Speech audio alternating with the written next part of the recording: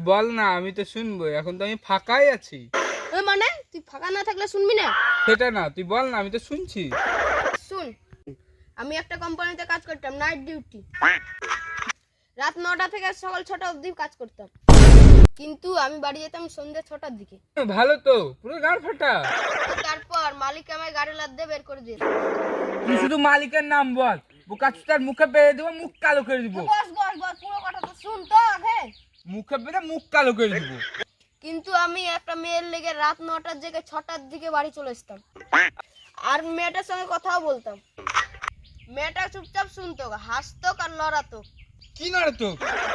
না রে না, তুই যেটা ভাবছিস সেটা না, মুখ নড়াতো। ও সেটা, তারপরে বল। বেশি আমি জাগতে পারছিলাম না, আমার ডিউটি ছিল 6টা পর্যন্ত, আমি 3টার দিকে ঘুমিয়ে পড়েছিলাম।